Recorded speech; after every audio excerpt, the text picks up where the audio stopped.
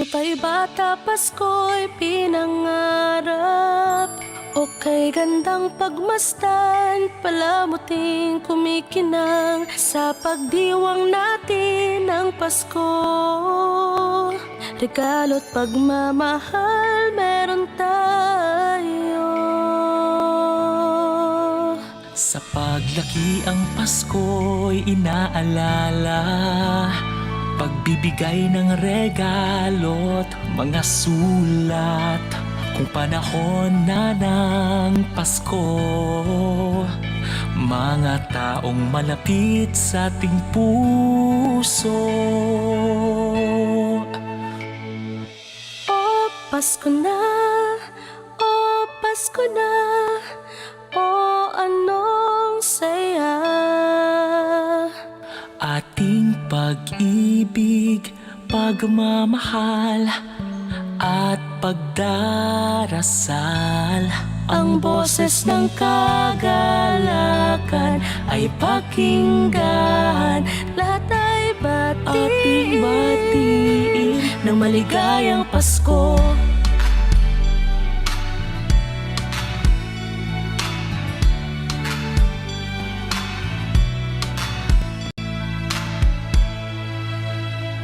Sampung taon ngayon, inaalala ang Pasko. Asawa't mga anak, nagsasalo-salo. Ngayong araw ng Pasko, pinagkaisa't pinagpala tayo. Sa gintong taon, Pasko'y maranasan. Puno ng ngiti ang mga kabataan. Mga nagdaang taon sa tuwing Pasko. Sa ating lahat, maligayang Pasko.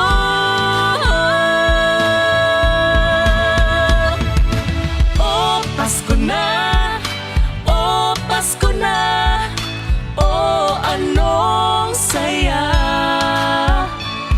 Ating pag-ibig, pagmamahal at pagdarasal.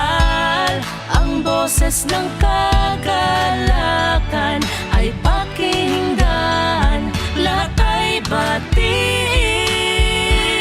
ng maligayang Pasko.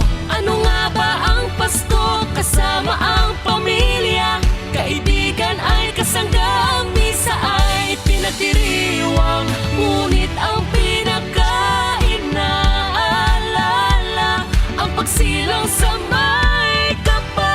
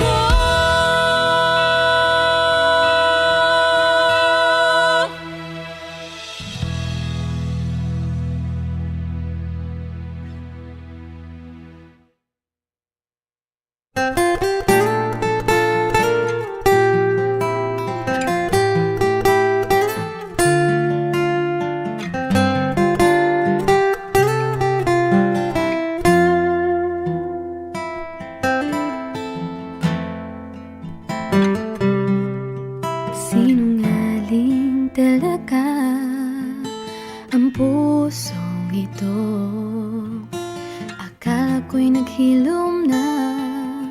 Mga sugat nito, pilit kong makalimutin ang damdamin ko sa'yo.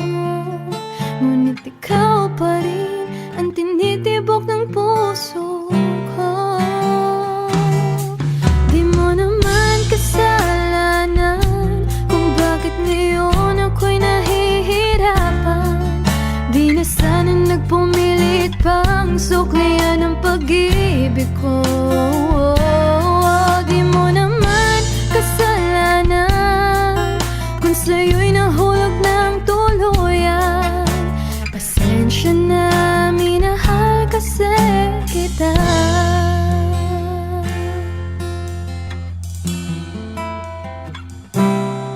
Kahit pahirin ang luha sa aking mga mata, ang pag-ibig ko sa'yo kailan may di mawawala.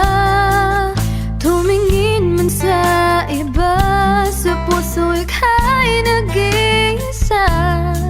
Dahil ikaw lang ang tinitibok ng puso ko.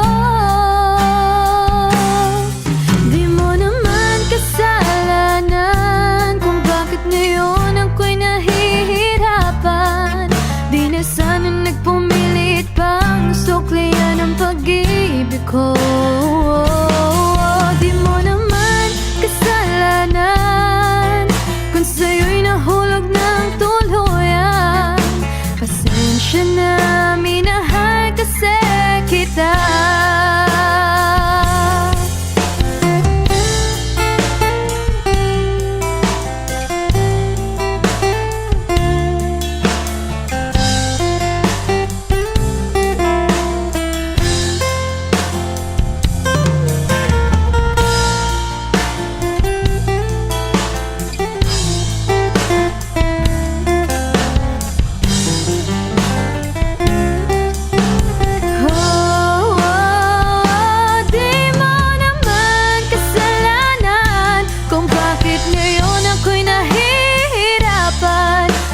Sana nagpumilit pang suklian ang pag-ibig ko. Di mo naman kasalanan kung sa'yo'y nahulog ng tuluyan. Pasensya na, pasensya na, pasensya na. Minahal kasi kita.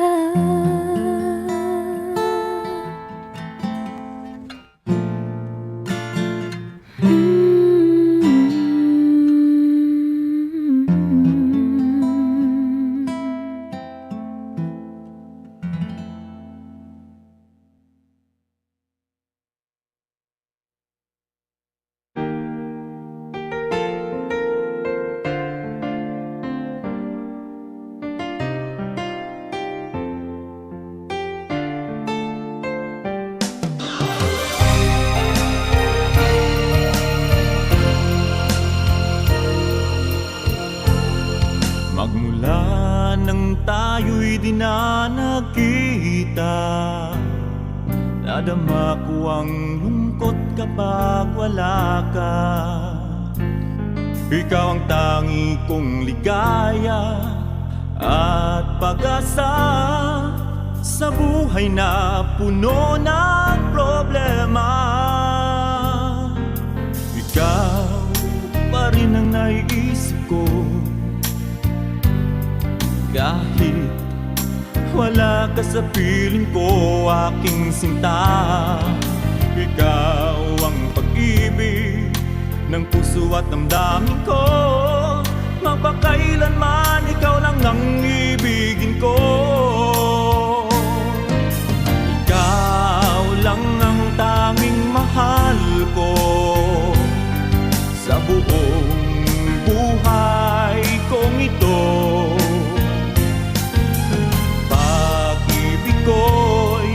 Tanging ikaw lamang sa puso ko'y nag-isa ka lang.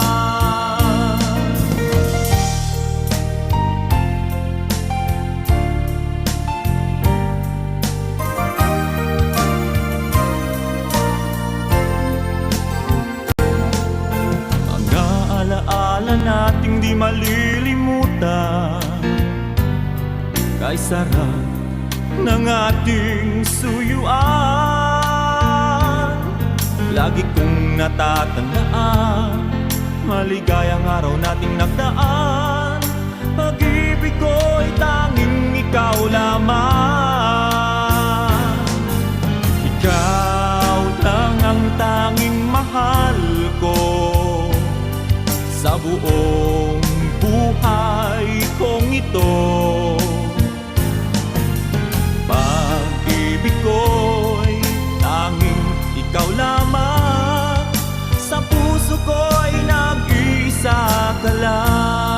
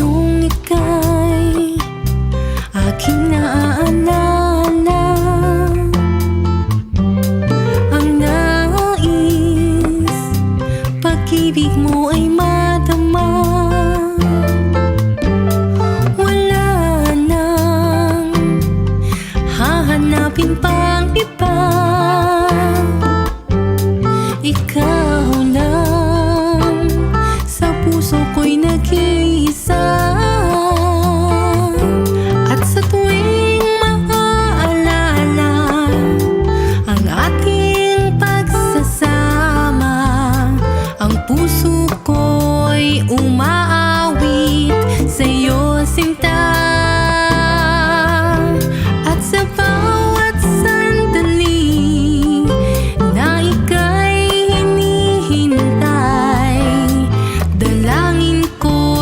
makapiling ka, aking mahal. At sa araw na ito, ang puso ko'y sumasamo, damdamin ko'y umibig na sa'yo. At sa araw na ito, ang puso ko'y sumasamo, dalangin ko ako ay ibigin mo.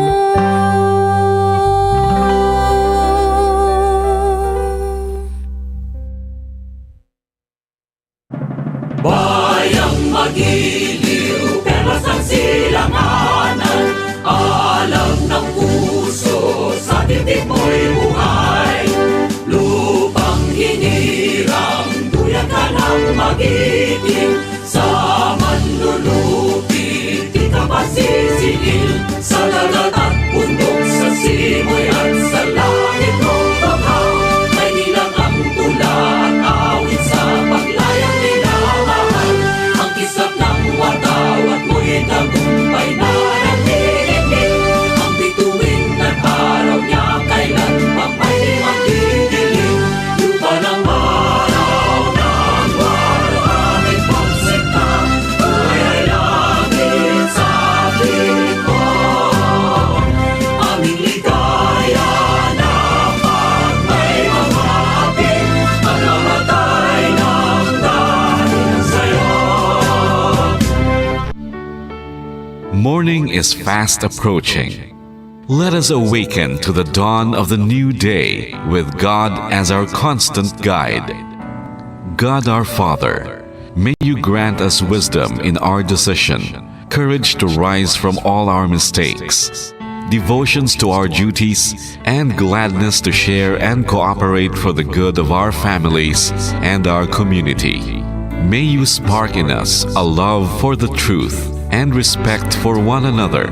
May you preserve us from false pride, unselfishness, and help us to live in peace with one another as brothers. Amen. Good morning. This is radio station DYWB, now signing on. DYWB is a commercial radio station owned and operated by the People's Broadcasting Service Incorporated. as authorized by the National Telecommunications Commission. DYWB operates daily from 4 o'clock in the morning to 11 o'clock in the evening on 630 kilohertz with a power of 10,000 watts. DYWB is broadcasting from Bacolod City, Republic of the Philippines. DYWB is maintained and operated by the following personnel, duly licensed by the National Telecommunications Commission. First-class radio telephone operators. Joselito Pagayon, Chief Technician with license number 94-1PVI-12314.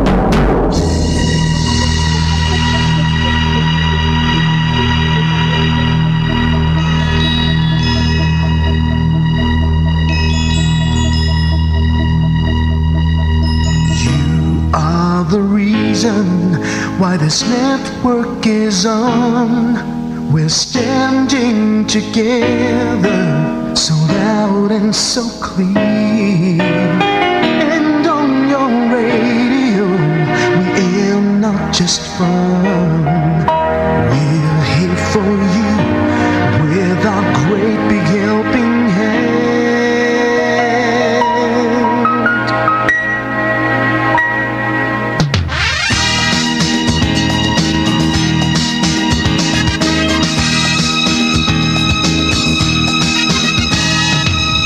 Are the reason why this network is on.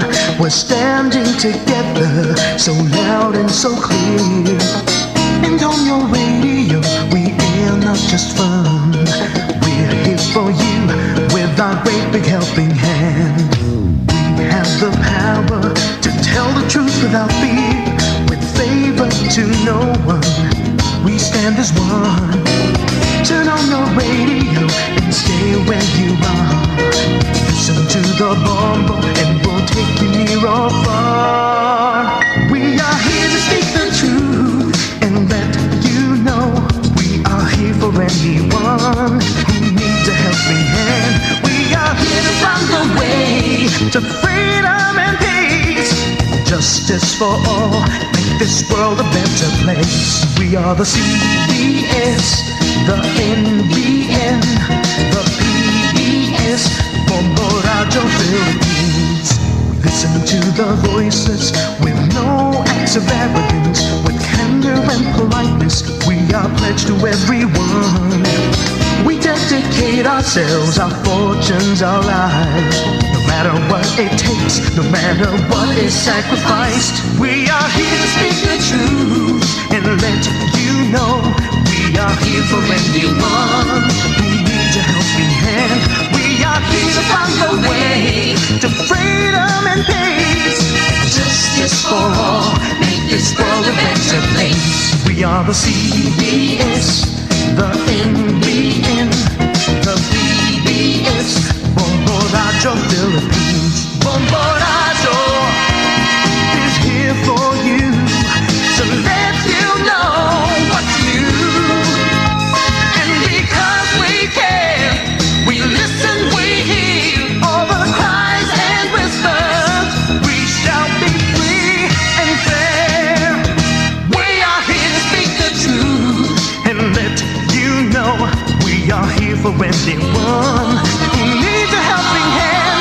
We are here to find the way to freedom and peace and justice for all, to make this world a better place. We are the CBS, the NBN, the PBS, Bombo Radio Philippines. We are the CBS, the NBN, the PBS, Bombo Radio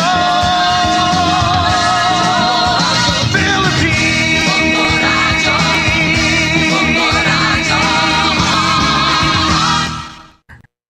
Bombo Radio Bacolod. Paradyo Bombo!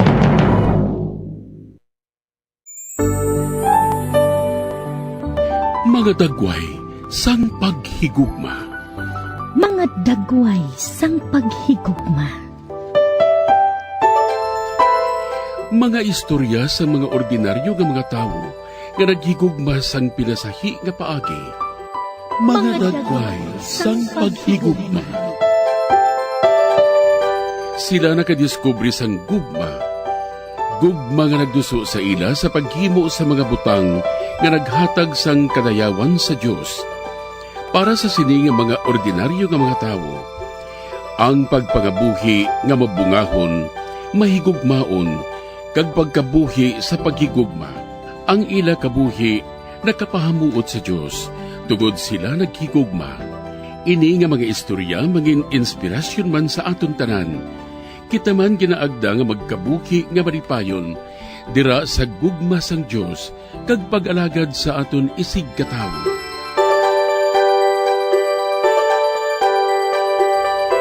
Ini nga programa ginadulot sa inyo sa mga Madres and Daughters of St. Paul, Missionary Sisters sang Social Communication.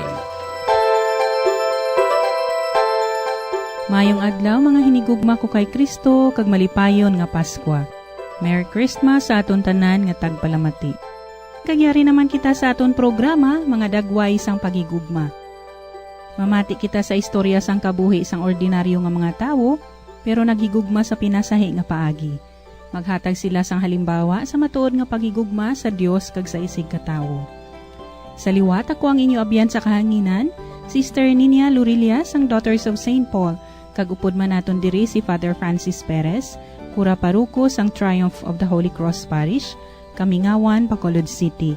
Maayong adlaw, Father Francis, kag welcome liwat sa aton programa, mga dagway sang paghigugma. Maayong adlaw, labing hinigugma nga mga utod, si Father Francis Perez, ang inyo abyan sa kahanginan, kanagatamyaw sa inyo tanan sa maayo ginyo pagpamati. Ari naman kita subong sa kabuhi sang aton nga mga abyan nga naguna na sa aton kag pinasulabi kag malapit nga kaabyanan sang aton Ginoo nga tawag naton mga santos o kon mga balaan sa ginharian sang Dios. Karon ululupod naman kita nga magkilala kag magpamalandong sang kabuhi ni San Juan, apostol kag ebanghelista. mga muyo kita.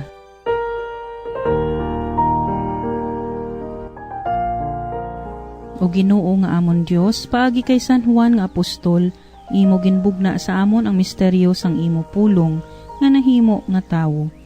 Kabay nga mahangpan kag mahigugma namon ang mga butang nga iya ginatudlo sing may kaalam sa amon. Ginapangayo namon ini sa imo, paagi kay Jesucristo imo anak kagamon Ginoo, nga nagakabuhi kag nagahari upod sa imo, sa kaisahan sang Espiritu Santo, Dios sa tanan nga mga tuig, sang mga katuigan. Amen. Karon aton pamatian ang drama sang kabuhi ni San Juan, apostol kag ebanghelista. Sang panahon ni Herodes nga hari sang Hudiya, may pari nga ginhingalanan Zacarias nga katapo sang paryanon nga grupo ni Abias. Ang iya asawa nagikan sa kaliwat ni Aaron, kag ginahingalanan siya nga Elizabeth. Lunsay sila mga matarong sa tubangan sang Dios, kag nagapagabuhi nga wala sing kasawayan, suno sa tanan nga mga sugo, kag mga pagsulundan sang Ginoo. Apang wala sila sang anak, kag bawas si Elizabeth, kag sila nga duha, tigulang na. Sang isa ka adlaw, samtang si Zacarias nagaalagad bilang pari sa atubangan sang Dios, nagsulod siya sa santuaryo sang Ginoo, agud magsunog sang insensyo. Samtang nga pangamuyo sila, nagpakita ang anghel sang Ginoo. Natublag si Zacarias, kag hinadlukan siya.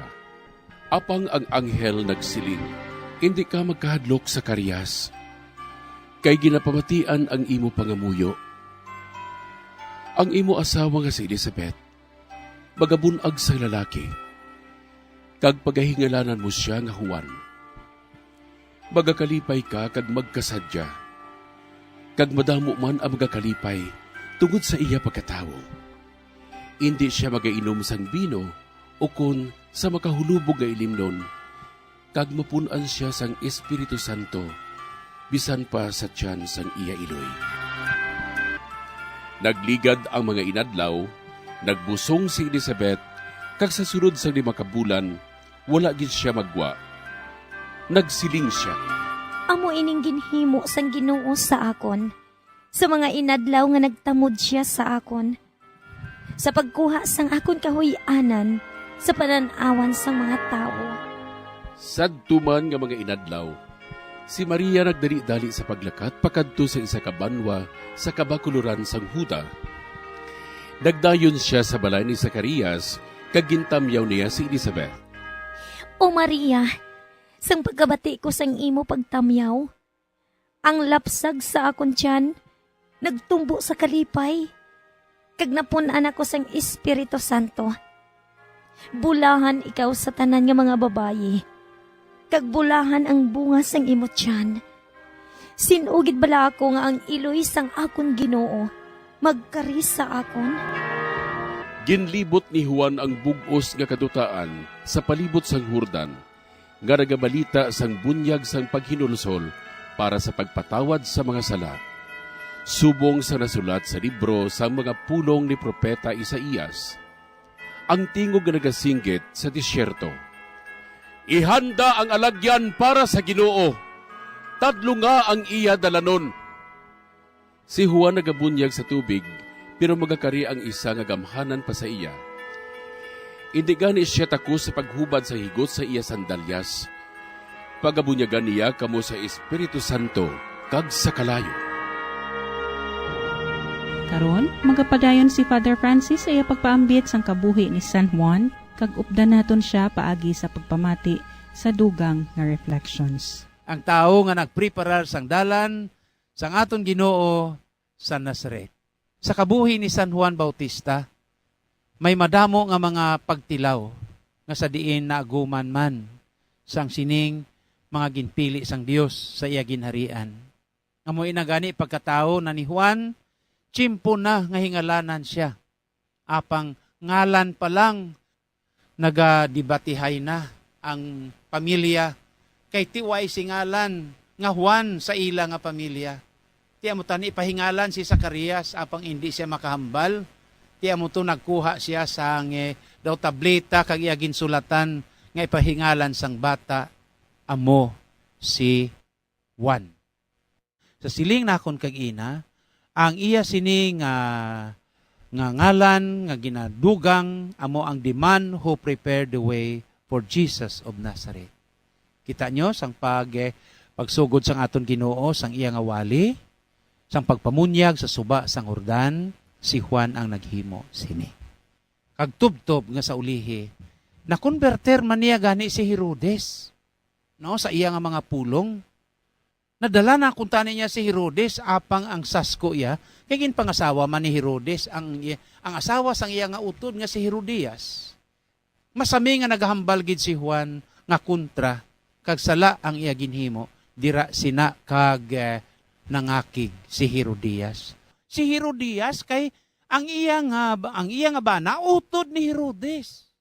Di kay ginpangasawa sa ni Herodes. Ay te, sa sobra niya kakaakig, isa ka bes, birthday niya, nagpromisa siya nga ihatag niya ang bisan katunga sang manggad sa iya nga hinablos kag ama atuang kabangdanan nga ginpugutan sang ulo si Juan Bautista. Ari si San Juan. Isa ka matutom, mabuot kag masinulundon nga anak sang Dios. Aton pamalandungan kag aton sundon man ang iyang ginhimo nga kabay pa nasapyak sa mga kabudlayan nga aton man masumalang sa aton nga pagpangabuhi, ara sa gihapon siya upod sa aton. Kag ang tubig sang pagbunyag nga sa diin aton nga ginbaton sang ginbunyagan kita, inang tatlo ka misyon, ang misyon sa pagkapari, sa pagkahari, kag pagkapropeta, sugda na naton sa pagpangabuhi ini. Kag paagi sina, aton na nga usuyon ang dalan, pakadto sa ginarian sang Dios, nga ginunahan ni Juan Bautista, kag gintapos ang aton Ginoo, sang iya nga pagpalansang sa krus, bilang isa ka matinumanon nga anak, kag nahamutan sang Dios, kag sang mga tao. Sa kabuhi sang aton Ginoo, ginpreparar sang amay ang paghanda man sang dalanon sang aton Ginoo, kag iya nga ginpili si San Juan nga masiling naton posible nga pakadua kung sa aton pa iya tawhanon nga relationship between sa aton nga pamilya kay pakaisa si Maria kag si Elizabeth.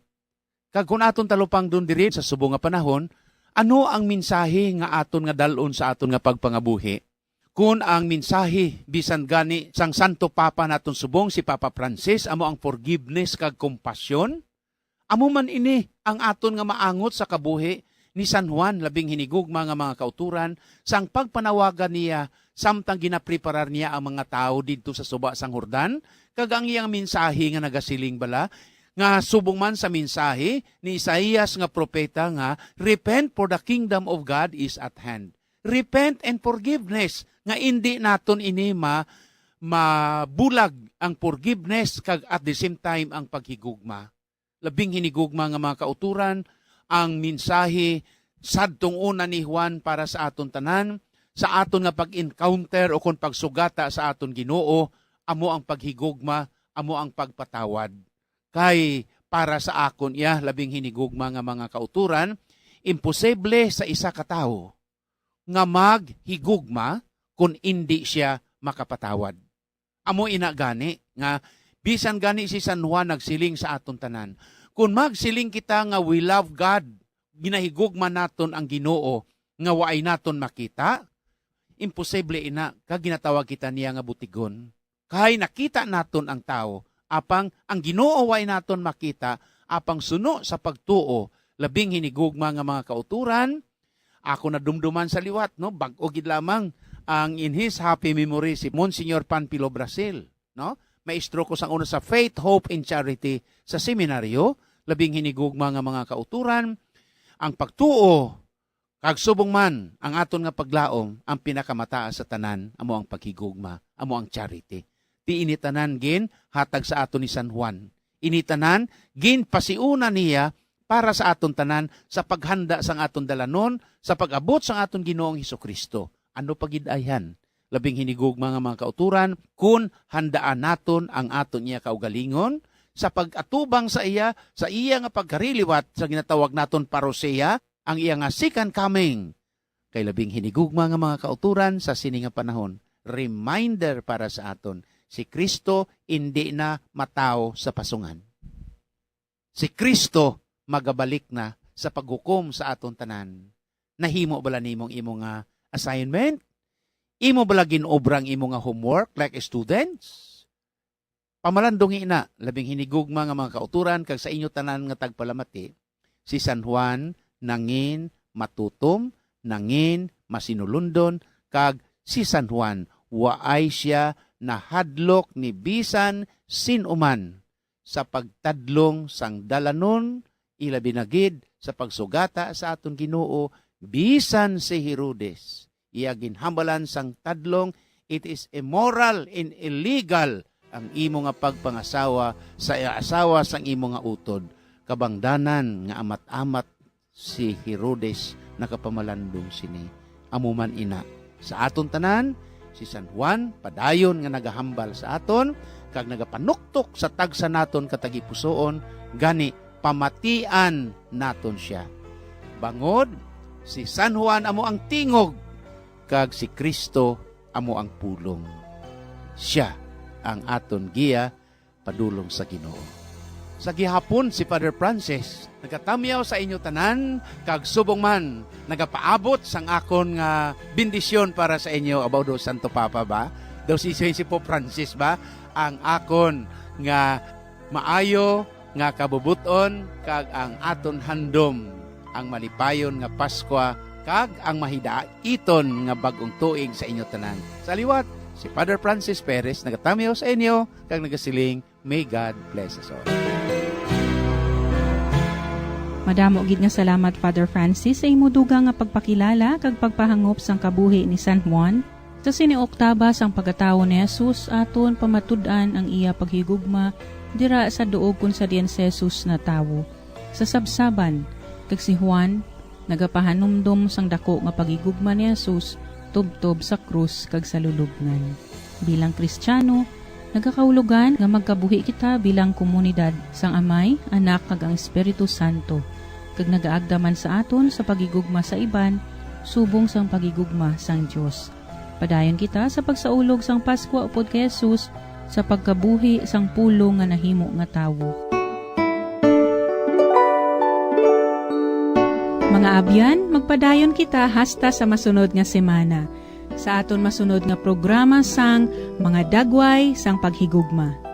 Sa amo gihapon nga takna kag istasyon sang aton radyo. Salamat gid sa inyo padayon nga pagpakig-upod. Bendisyonan kita tanan sang aton makaako. Sa ngalan sa mga madre sang Daughters of St. Paul, ini si Sister Nina Lorilia, nagapasalamat sa inyong pagpamati kag subong man sa pagbulig sang aton mga collaborators, cooperators, benefactors, kag sa tagdumalahan sang sini nga istasyon. Sarang man kamo makig-angot sa Daughters of St. Paul, Bacolod, 29 Corner Hernaez, Henares Streets, 6100 Bacolod City. Telephone number 433-1648. Daughters of St. Paul, Iloilo, 425 E. Lopez Street, 5000 Haro, Iloilo City. Or cellphone number 0943-541-0771. Kaupod sang aton santo, aton pangayuon ang bendisyon sang aton mahal nga Diyos.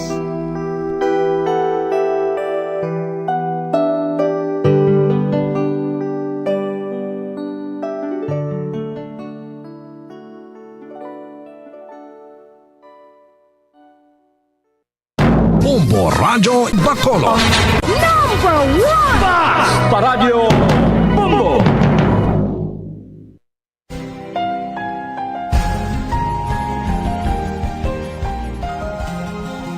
Ang akong tagipusoon nagakalangkag, sang pagbutlak sang adlaw nga labing masanag.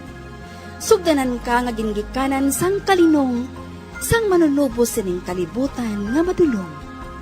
O Kristo nga kasanag sang amon dalanon, sa imo ang pulong nga matinubuson. Ipadala ang imo espiritu sa pag-amuma, sining tagipusoon nga nagahandom sang imo gugma.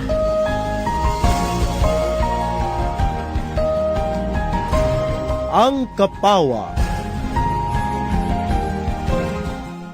Malipayon gid nga pagpamati, mga inigugma kung nga mga utod kagabyan kay Kristo, kag malipayon nga Paskwa sa inyo tanan, ilabi na gid sa aton mga maukod nga tagpalamati, kag followers sining aton programa. Mga utod, subong nga adlaw maghinugyaw kag magkalipay kita, tungod ang aton Ginoo na tawo liwat sa tunga naton. Ang aton Emmanuel, ang Dios nga kaupod naton. God is with us. Sa dako nga kalipay upod sa mga angheles, magasiling kita, himaya sa Dios sa kahitaasan, kag sa duta paghidait sa mga tawo nga maayo sing kabubuton. Sa gihapon ang akong gid pagtamyaw sa aton tagpalamati diri sa Diocese of Bacolod, sa mga parokya nga sakop sang Diocese of Kabangkalan, San Carlos kag sa bugos nga Negros Occidental kag Oriental, dira man sa Cadiz kag Sagay, sa Iloilo kag Guimaras, sa Marbel, Coronadal kag Cotabato, subong man dira sa Rojas City kag Capiz, Kalibo kag Aklan, kag sa maabutan sining aton programa karon nga Domingo. Upod ang aton mga intensyones, pagtamyaw man sa tanan nga nagtext sa pagpaabot man sang ila pagpangabay. Karon magasilak sa aton ang kapawa kay natawo para sa aton ang Ginoo, kag pagatawgon siya makatilingala nga Dios, prinsipe sang paghidait, amay sang palaabuton nga kalibutan. Kag magahari siya nga wala sing katapusan. Mga muyo kita.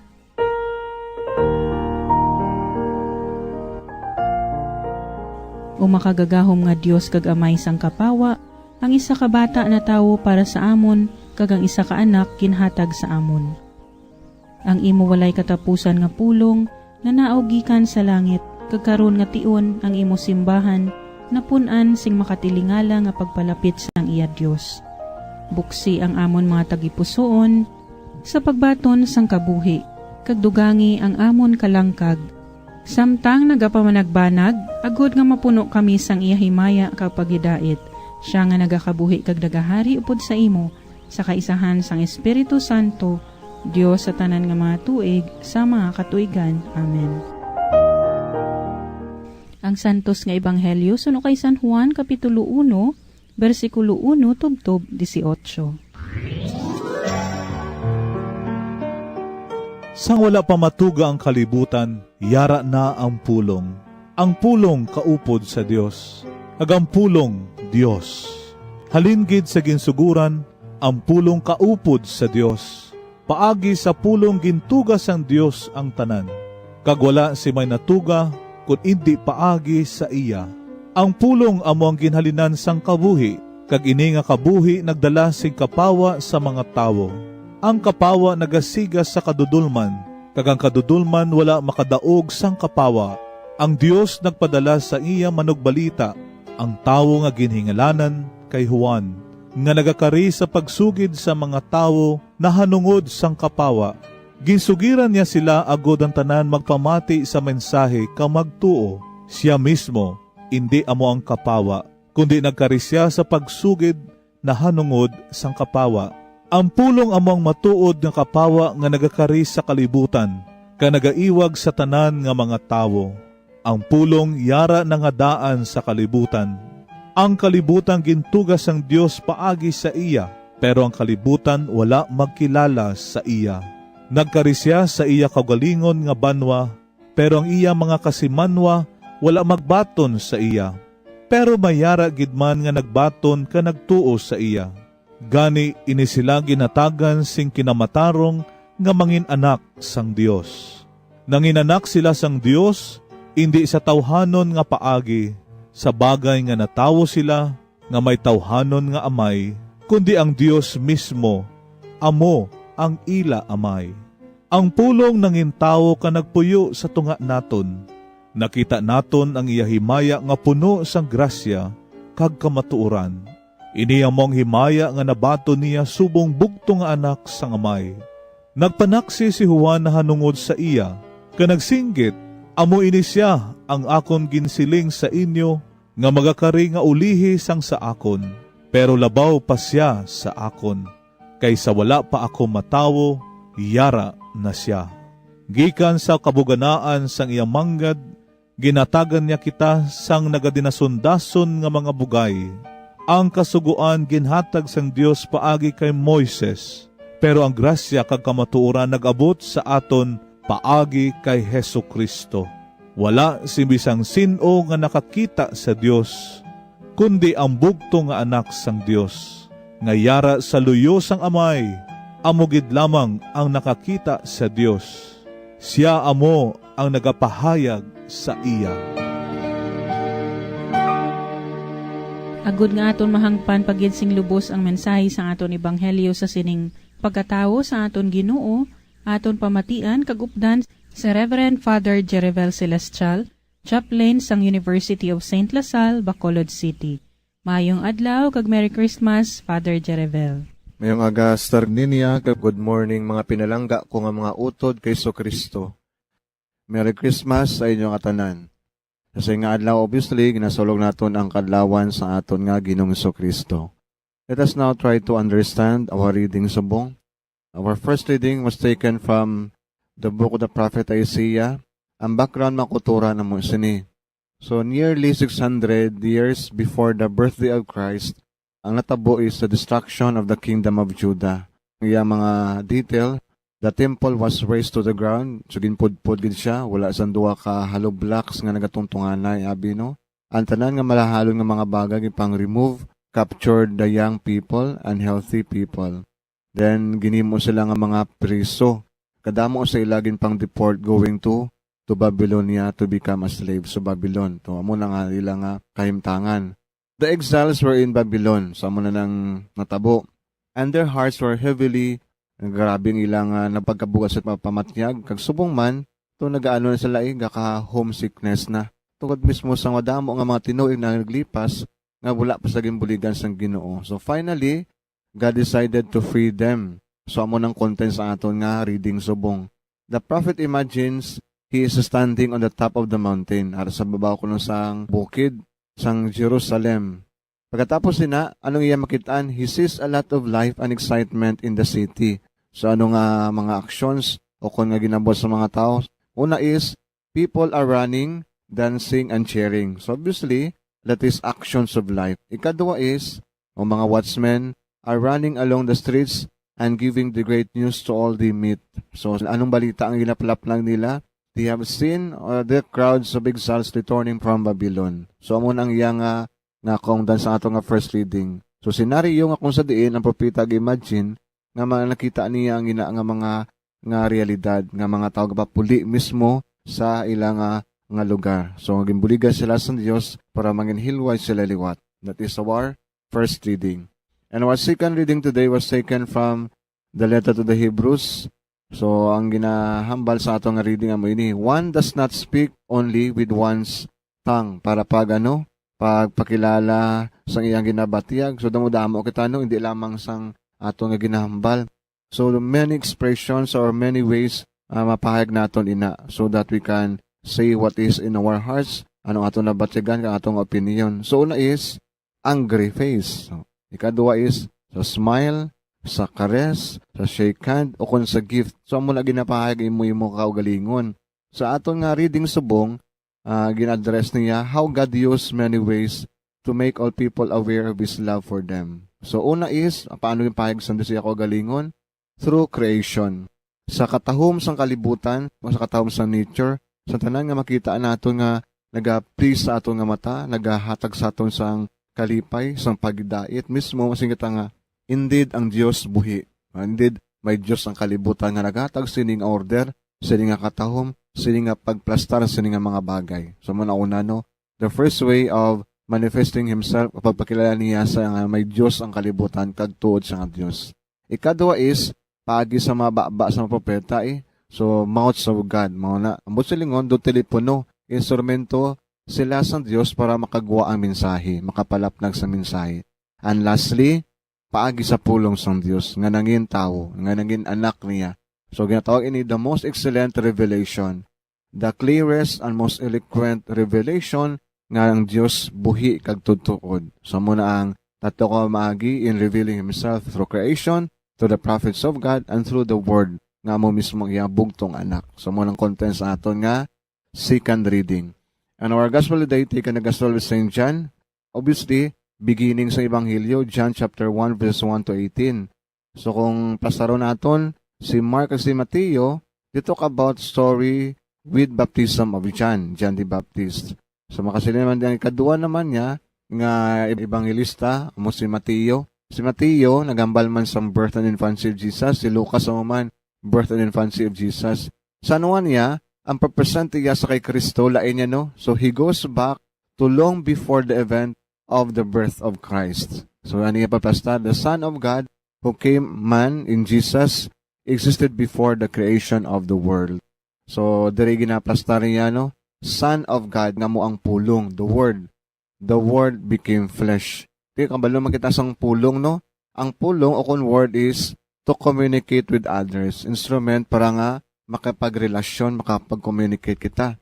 So, diri, ginapasta ni San Juan, if you want to know the Father, paano nato siya makilala, is to behold Christ, nga ang pulong nga nanging tao. So, mo nang ginapahayag ni San Juan, no? In the beginning was the Word, and the Word was with God, and the Word was God. So, ara na sa galisang una pa. Tapos sina, mo sa nga ang pulong ina, the beginning was the Word, and the Word was with God, nga mo mismong Diyos, nga kang Word nga ina, nanging tao, became flesh. So, siya ang alagyan para makilala naton ang Diyos nga Amay. Paano natin makilala ang Diyos nga Amay? Through Christ. To behold Christ is to know the Father. So, paano naton balaan? Anong mga pamaagi nga ginapastar ni Kristo para mapakilala ang Diyos nga Amay? Una-una is, see what He does. Ano blang ginabot ni Kristo? Ikaduwa, listen to what He says and teach. Kung anong ginatudlo sa aton, kung anong ginahambal sa aton. Katatlo is, watch how He behaves. Ang pagginawi ni Kristo. Ikaapat is, the people He goes with, kung sa iya company, iya kompanyon, sa iya nga ministry, sa iya nga pagpakirelasyon sa isa katao, where and with whom He takes His meals. Drama nato makita kung ano sa klasika, katatay as pagpresentar ni Kristo sa aton. Ikaanom is, persons He chooses, those He rebukes, and those He defends. So, sino yun ang mga tao? So, simple mga kuturan, kung aton inisundon, we can really go to our Father, through Christ obviously. Kaya ginpahayag man niya, ang alagyan sa kabuhi mismo ni Kristo, sa kabuhi niya mismo. Dira naton makitaan, kang makapadulong ita sa Diyos ng Amay. So, diri na pakita konkreto, no? God cannot be seen, and no one has ever seen Him, but He can be met. Kaya man, naging plastarin ni Kristo, ginpahay ni Kristo. Pamatian naton siya, matandugan naton siya in the person of Jesus. So, ang incarnation reveals to us that He loves mankind. He is not like the God that some people imagine. Ano na nga Diyos ina? Who lives high up in heaven. Nga wala labot sa iya mga kataanakan. So, far away, who doesn't soil His hands with our problems, the human problems. Who has issued His laws and keeps good count of those observing them and of those infringing them in order to reward or punish them. So, hindi imuin nga Diyos ang ginapahayag sa aton nga ebangelista. So, yung nagpakatawo, nag-upod sa aton para makilala niya kita, maupdan niya kita, kay misa pahayag ang pahigugmas ng Diyos nga Amay sa aton tanan. So, He is not a far God. He is a near God. That's why, Emmanuel, God is with us. Huwag mo gina-remind sa aton, no? Siguro ang pinaman kapuntong in-stress at Ebanghelyo is God. The Gospel tells us how the Word came as light that darkness could not overpower. So, siya kasanag na hindi gid madaog sang kadulom. So, ang kadulom, nag-representa sang forces of evil. Ano ina? Sin, selfishness, exploitation, oppression, kag madamo pa nga mga images sang kalainan o kung darkness. So, God loves us so much that He gave us His only Son nga maging modelo naton, kag mismo maging alagyan naton. So, amo na ang pagpastar ni San Juan Evangelista sang pagpakilala niya sa kay Kristo sa aton. So, ano lang kaungdan sang aton nga Ebanghelyo, implikasyon sini Christmas Day. So, ano blang essence ng Christmas Day? Kag ginalida mo sa atong mga balasahon. So, when I will say Christmas, kabalo kita, that is the moment kag ginahatag sang Diyos nga Amay ay ang bugtong anak sa aton, incarnation. So, the first essence of Christmas is giving, paghatag sang Diyos nga Amay sa bugtong anak sa aton, nga nanging tao. So, dapat imitate magalin naton ang ina nga panimuot ang pagkaalwan. So, generosity. So, we should also give. Kung ang Diyos naghatag, kita man maghatag. So kung kita nakabaton, dapat man kita mag-extend sa ato nga nabaton. So the act of giving. So giving ang una nga essence. Kadua is, nga nagpalapit siya, basta gani may tao nga palapit sa imo, he wanted to become intimate with you. Ang relasyon nagasugod sa pagkilalahanay, pagpalapit sa katawo. Subong kay high-tech na, so through texting, so that is a sort of making yourself near to that person through text, o kung through phone man, o kung through Facebook, o kung sa Twitter man, pamagi, as long as you make yourself near to that person. So ang purpose na is to become intimate with us. O kung nga palapit ang tao, to become intimate with you. So ang Diyos nagpanaog kang nagpalapit sa aton, kang nagupod sa aton.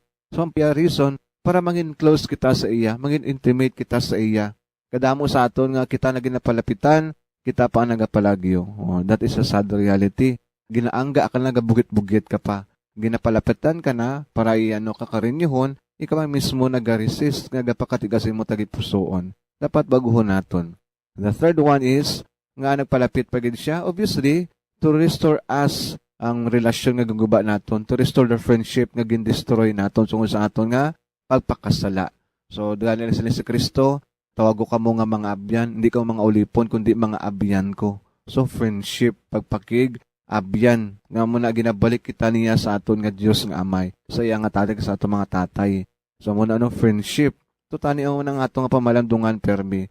Nga sa moments ng Christmas, it is a moment to patch up sa atong nagkalaguba nga mga relasyon, restoring friendship, restoring sang ang madamo nato nga mga permis pangguba naton. So muna pag-restore, patching up, so friendship, pag-establish ang maayo nga relasyon.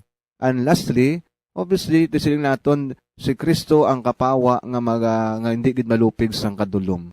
Kita mismo manginsanag man pagisapag tindog sa kamatuoran, to become the witness of truth, honesty. Kung ano pa nga semblance na kung imahin, basta kamatuoran, truthfulness. Kung si Kristo, nangin maisog sa pagpalaplag sa mga balita, mismo sa pagsabdong sa mga tao nga nagapangabuhi sa kadulom, o kung sa tiko nga dalan, dapat ang man ang ato nga panimuot, no? So, especially sa nga panahon nato, no?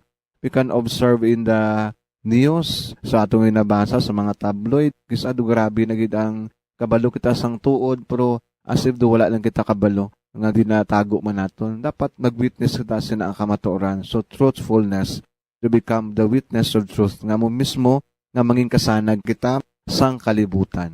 So, simply, my brothers and sisters, as we celebrate today, the Christmas Day, the birthday of Christ, I am offering you the implications in an acronym, GIFT, G-I-F-T. So, we should be a giver. Second, let us be intimate to one another, especially to our God. Third is, let us restore the friendship, kag-isa pa na miong pagid naton, and become the witness of truth. Kung nga muna ang aton nga paginawi, obviously, we are living the essence of Christmas. Merry Christmas to everyone, and may God give us a perfect day, sharing our lives towards our brothers and sisters. Madamo gid nga salamat Father Jerivel sa imo pagpaathag sang mensahe sa karon nga Domingo sa mga balasahon ilabi na gid sa aton ebanghelyo sa sini nga Paskwa. Kabay nga padayon namon nga ipangabuhi ang mensahe sang pagpakigabyan sang Dios sa aton tanan. Madamo gid nga salamat sa pagupod sa amon sa kahanginan sa tanan nga Domingo sining bulan sang Disyembre. Madamo gid nga salamat kag malipayon nga pagsaulog sang Paskwa.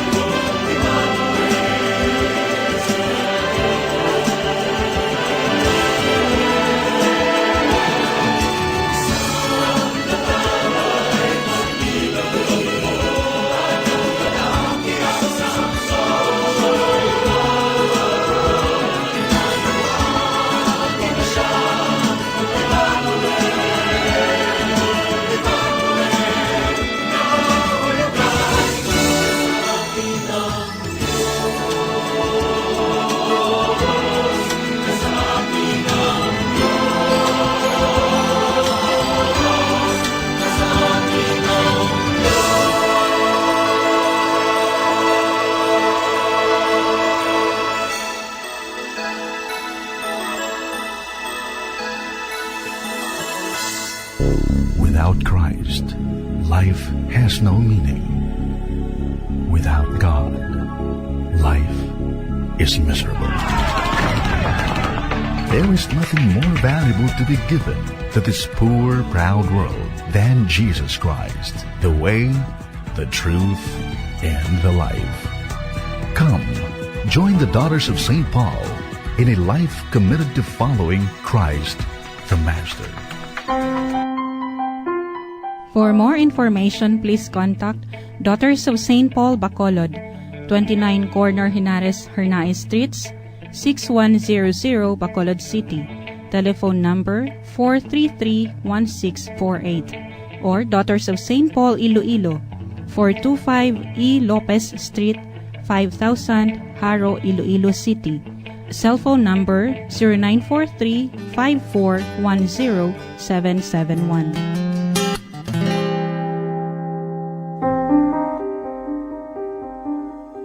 Salamat man sa tanan nga nagbuylog sa pagpamalandong sang pulong sang Dios paagi sa aton programa sa karon nga Domingo. Salamat sa inyong mapinadayunon nga suporta kag pagpakigbahin paagi sa inyong pagpamati. Hindi naton pagkalimtan ang pagsimba karon nga Domingo, Paskwa, upod ang aton bug-os nga pamilya. Magpasalamat kita sa tanan nga bugay nga ginhatag sa aton sang Dios. Ilabi na gid ang bugay sang iya bugto nga anak nga nangin kaupod naton. Dalo naton ang aton pamilya sa sabsaban kung sa diin yara si Jesus bilang isa ka bag-ong bunag nga tinuga. Iampo naton sa iya ang tanan naton nga mga handom para sa aton mga kaugalingon kag para sa iban. Kabay nga ang mahal nga makaako magbendisyon sa aton karon kag sa gihapon. Mga abyan, tubtob na lang anay kita diri.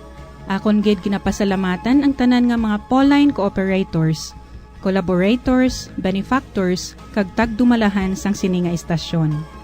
Kung gusto ninyo iupod ang inyong mga intensyon sa amon pagpangamuyo, ipadala lang ninyo ini sa Pauline's Media Center, Bacolod. Daughters of St. Paul, 29 Corner Hernaez Streets, 6100 Bacolod City. Daughters of St. Paul, Iloilo, 425 E. Lopez Street, 5000 Haro, Iloilo City. Telephone number 320-9487 o mag-text sa 0943-5410-771. Sa ngalan sa mga madres ang Daughters of St. Paul, ini si Sister Nina Lurilia. Kabay nga ang paghidait ni Kristo nga amo ang dalan, kamatuuran kag kabuhi, magpabilin sa inyo tanan.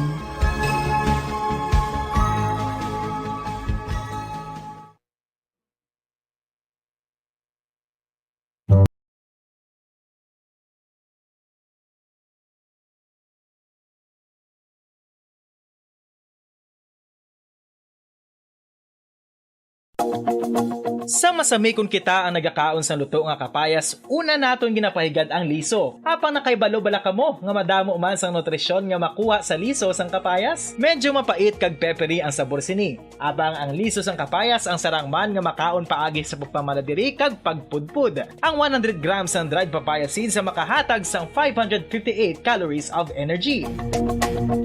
Ini ang manggaranon sa proteins, fats kag fiber. Nagaunod man ini sang vitamins kag minerals, kaangay sang iron, calcium, magnesium, phosphorus, zinc, kag madamo sang iban pa. Ang liso sang kapayas, ang manggaranon sa monounsaturated fatty acids like oleic acid. Nagaunod man ini sang polyphenols kag flavonoids na mabaskog nga antioxidants. Apang ang liso sang kapayas ang delikado para sa mga nagabusong. Sarang man ini nga makaapekto sa fertility sa mga lalaki, makaapekto sa mga lapsag, kag sarang man nga makatuga sang allergic reaction. Ginarekomendar ang pagkonsume sang tubtub 1 ka kutsarita sang papaya seeds kada adlaw.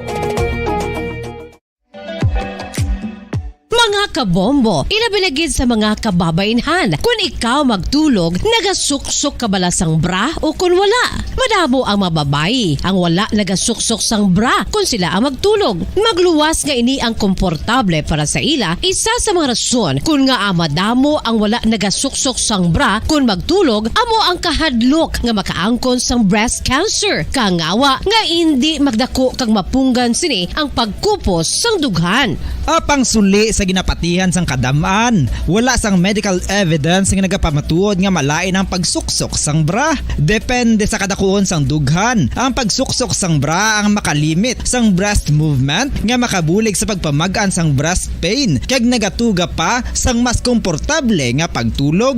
Bangod wala sang major benefits ang pagsuksok sang bra samtang nagakatulog, wala man ini sang major negative nga konsekwensya. Ang importante, matinlo kag masami ini nga ginalabhan agon nga malikawan ang mga skin issue tugasang balhas kag bakterya. Makatuga man sa pagsakit sang ulo ang mobile radiation.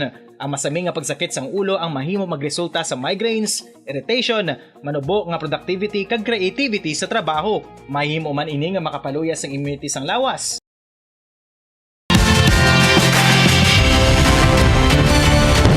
Bombo kahit kanino sa atin nagbibigay saya. Kahit kaano ang maibigay, ang tulong mo na may tunay. Bombo kahit kanino nangangailangan